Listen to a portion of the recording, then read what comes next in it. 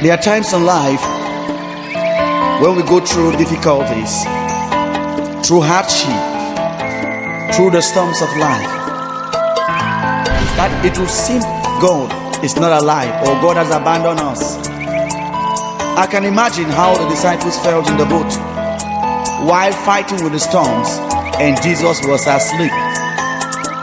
But remember, he promised us in this word in the book of Isaiah chapter 49. He says, can a woman forget her suckling child that she should not have compassion on the son of her womb?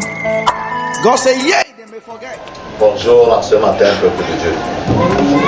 Nous bénissons le Seigneur qui, dans sa grâce, nous accorde d'être vivants et d'être présents au-devant de lui. Alléluia.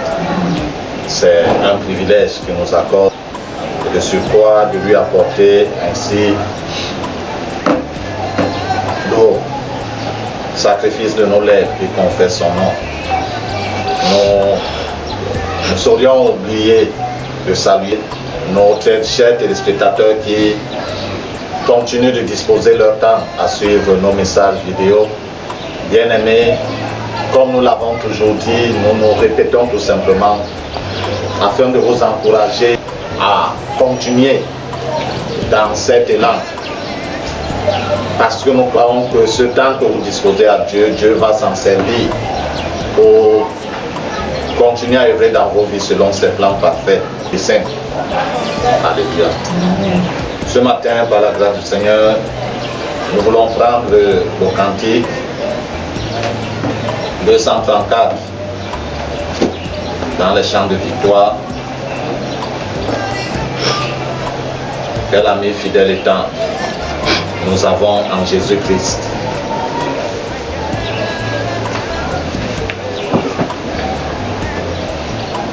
Nos ans. Quel ami fidèle et tendre nous avons en Jésus-Christ, toujours prêt, toujours à nous entendre, à répondre à notre cri. Il connaît nos défaillances, nos chutes de chaque jour. Sévère ses exigences, il est riche en son amour. Quel ami fidèle et tendre nous avons en Jésus-Christ, toujours prêt à nous comprendre quand nous sommes assoucis. Disons-lui toutes nos craintes, consolons de chaque jour, et nous ses paroles simples, nous rendons le vrai bonheur. Quel ami fidèle, nous avons en Jésus-Christ, toujours prêt à nous défendre quand nous faisons ennemis. Il nous suit dans la mêlée, nous entoure de ses bras, et c'est qui tient l'épée, il décide des combats. Quel ami fidèle et tendre,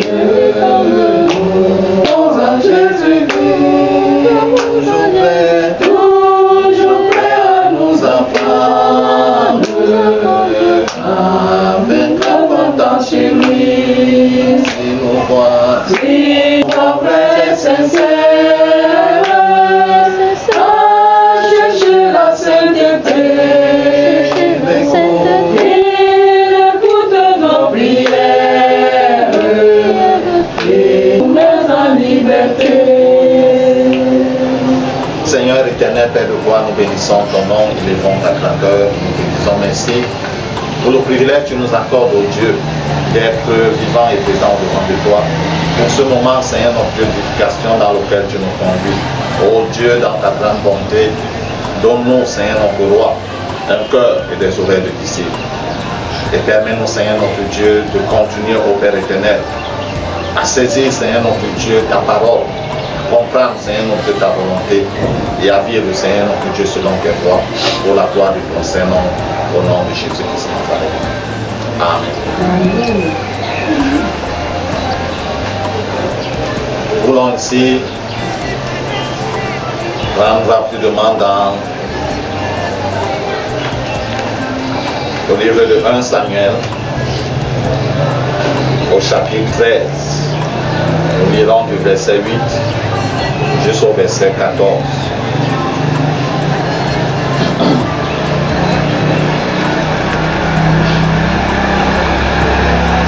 1 Samuel chapitre 13, verset 8 jusqu'au verset 14. Dans ma version, il est écrit: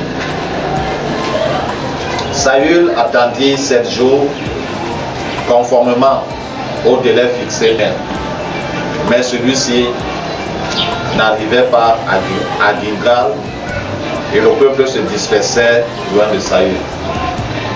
Saül dit alors: Amenez-moi la victime destinée à l'holocauste et au sacrifice de communion. Et il offrit l'holocauste. Il finissait d'offrir l'holocauste lorsque Samuel arriva. Saül sortit à sa rencontre pour le saluer. Samuel lui dit: Qu'as-tu fait? Saül répondit: Lorsque j'ai vu que le peuple se dispersait loin de moi et que tu n'arrives pas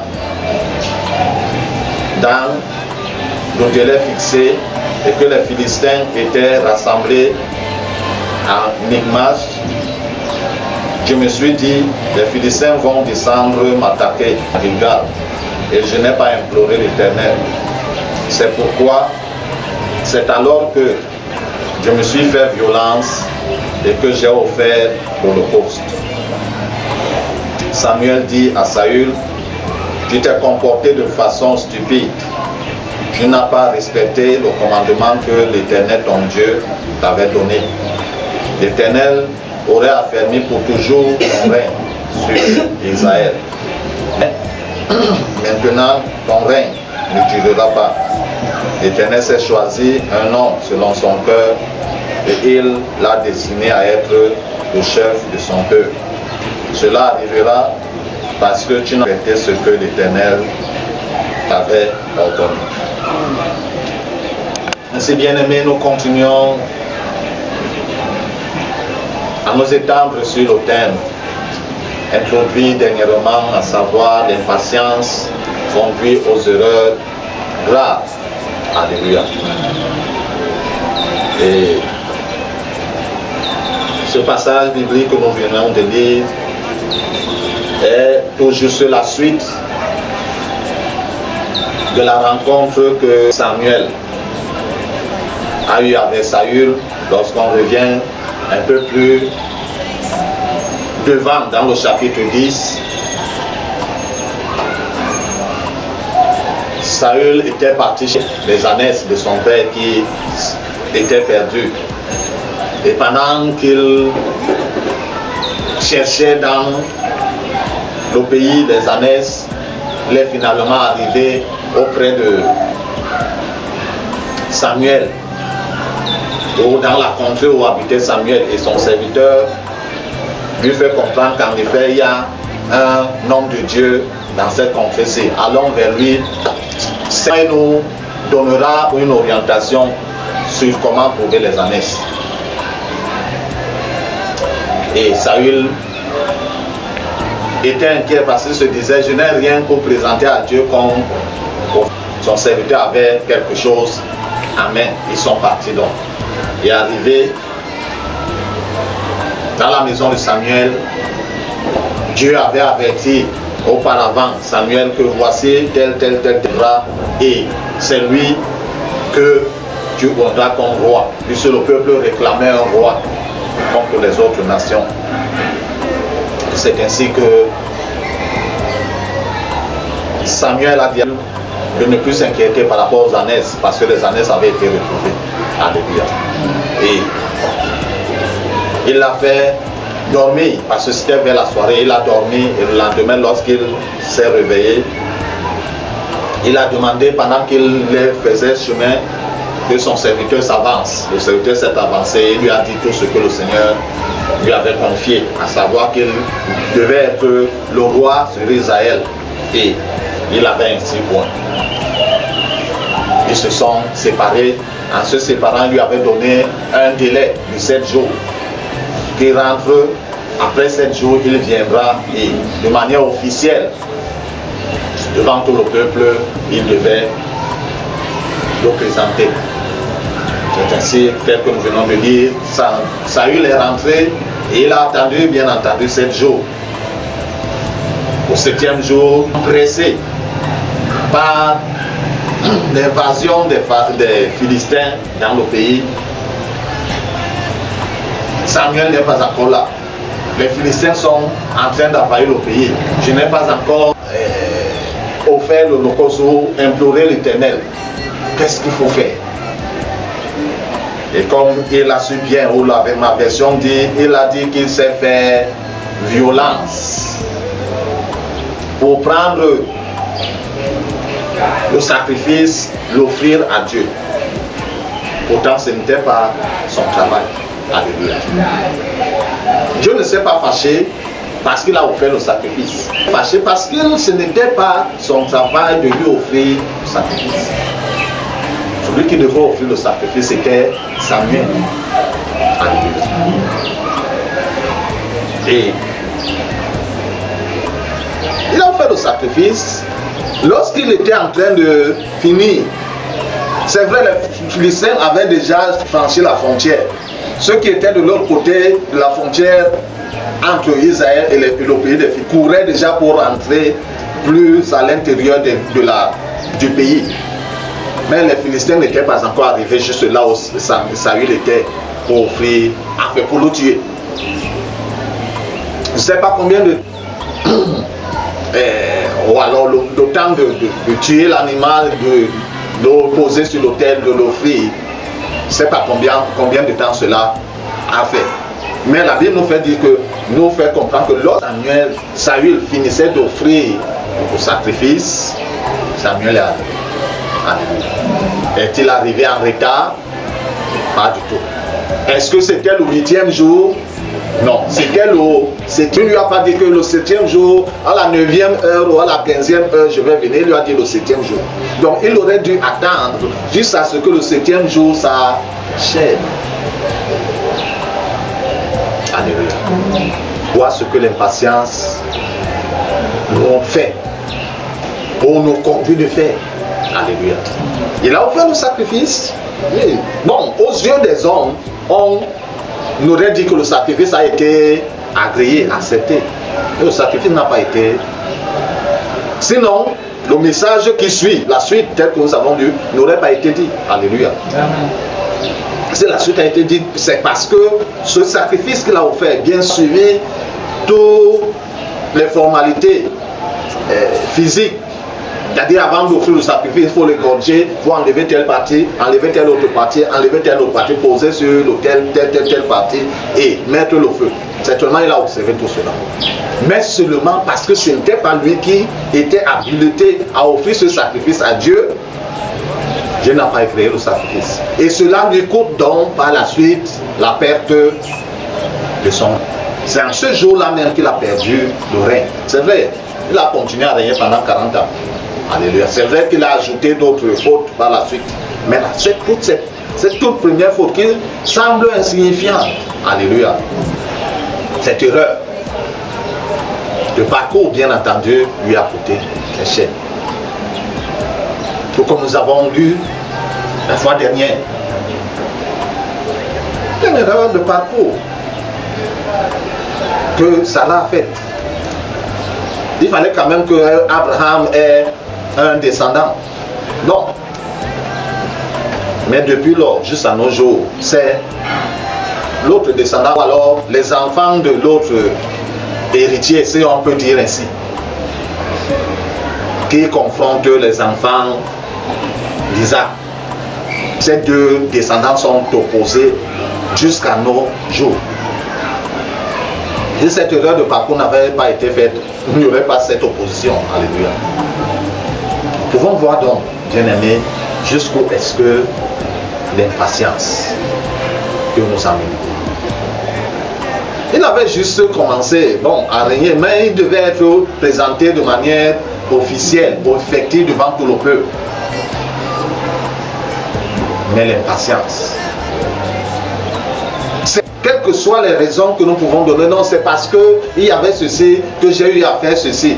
Ça n'enlèvera pas que nous l'avons fait. Alléluia. C'est pourquoi nous devons, une fois de mieux, cultiver la patience. Parce que nous marchons selon Dieu, ou avec Dieu selon le temps de Dieu. Amen. Nous ne marchons pas avec Dieu selon notre temps, nos 24 heures, si nous ne gère pas Dieu. Alléluia. Pour dire que non, midi est arrivé, oh, et ceci, ceci. Non, Dieu n'est pas géré par nos 24 heures. Parce que quand nous dormons vers la soirée ou la nuit, lui ne dort pas. Alléluia. Et qui ne somnole ni ne dort. Donc il est éveillé depuis l'éternité. Il sera encore éveillé jusqu'à l'éternité. Donc c'est nous qui voyons que non, le temps est en train de passer. Quel temps? Dieu ou le nôtre? C'est bien entendu, nous comptons sur notre temps. Parce que il est évident que nous ne maîtrisons pas le temps de Dieu. Nous devons donc, bien aimés, être en alerte dans notre marche avec Dieu. C'est vrai que la nature humaine dans laquelle nous sommes est impatiente. Impatiente parce qu'elle sait qu'elle est périssable. Alléluia. Mais nous devons d'autant plus nous aider à nous attacher à Dieu, à marcher selon le temps de Dieu, afin de ne pas être poussé par notre impatience à commettre des erreurs qui vont nous coûter très cher par la suite. Par exemple, pour ceux qui sont dans les réseaux sociaux, bon, tu sors une information, une fausse information par rapport à un ami, que ce soit sur Facebook ou sur quel autre réseau social, tu largues sur la toile. Alléluia.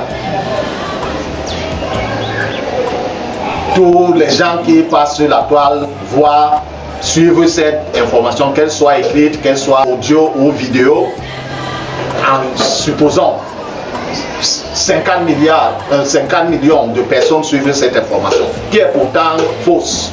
Alléluia. La personne, son image est quoi? Est ça. Cette erreur écrira-tu par la suite pour que ces mêmes 50 millions de personnes suivent cette information pour entendre ton démenti? Alléluia. C'est impossible. Nous devons être vigilants dans notre marche, tant par rapport à nous-mêmes avec Dieu que par rapport à autrui. Parce que des erreurs que nous commettons, il y a certaines erreurs qui peuvent être réparées, mais il y a d'autres qui sont irréparables à notre niveau. Il n'y a que Dieu qui puisse la réparer. Et si Dieu ne t'a pas poussé à commettre l'erreur, va-t-il s'engager à réparer cette erreur? Pas du tout. Alléluia. C'est pourquoi nous en supporterons toujours les conséquences. Donc pour ne pas supporter les conséquences de nos erreurs, veillons à nous incliner et à nous laisser modeler par Dieu pour arriver à marcher dans cette patience dans laquelle Dieu nous appelle. Et nous commettons moins d'erreurs qui vont devenir par la suite des épines contre nos vies, ou contre notre descendance, ou contre notre voisinage. Alléluia. Le Seigneur donc nous invite en ce matin davantage, bien-aimés, tel que nous avons vu avec Saül. Il a perdu son vin avant qu'il ne commence. Et quand le moment tel que Dieu avait pour est arrivé pour qu'il passe, en fait, qu'il dépose la royauté et laisse à quelqu'un d'autre. Il a commencé la bagarre. Alléluia. Parce que tout c'est ce qu'il a fait par rapport à contre, c'était la bagarre. Alléluia. Il était avec David. Est-ce que David était là? David n'était pas. C'est à lui qu'on lui a dit qu'on a déjà trouvé un remplaçant pour toi. Alors que tu n'es même pas bien assis sur le trône. Quand maintenant l'heure pour qu'il descende sur le trône, comment je ne descends pas. Je ne descends. Si ce n'était pas la main de Dieu, il aurait tué le remplaçant pour rester sur le trône. Pourtant, il s'est disqualifié depuis avant. Bien énorme des choses qui nous arrivent. Ce n'est pas juste une histoire, c'est des choses qui nous arrivent également à notre quotidien. Veillons à ne pas commettre ces erreurs pour regretter plus tard. Alléluia. Que le Seigneur bénisse sa sainte parole dans nos cœurs et surtout, bien aimés, que nous puissions précisément la garder et la mettre en pratique dans notre quotidien. Alléluia. Seigneur des Seigneurs, Père Tout-Puissant, Dieu de bonté, nous bénissons ton Saint-Nom pour ta parole que tu nous as. Dieu de merveille, dans Seigneur, notre Dieu, pour nous qui, au Père, l'avons écouté, que pour ceux-là, Seigneur, qui l'écouteront par la suite, ô Dieu, dans ta grande fidélité. Donc, Seigneur, notre Dieu, ô Père, chacun un cœur sur les disciples. Afin qu'en entendant, Père éternel, notre Dieu, cette parole entendue puisse descendre dans son cœur, au Père éternel, pour être gardée précieusement et être mise en pratique, au Père, au nom de Jésus qui nous a dit. Je prie, Père éternel, pour son Seigneur, notre Dieu, qui se disposera, au Père, à ce message vidéo. Dieu de gloire, pendant ce temps d'écoute, ô Père de bonté, daigne fouiller également dans la vie de la personne.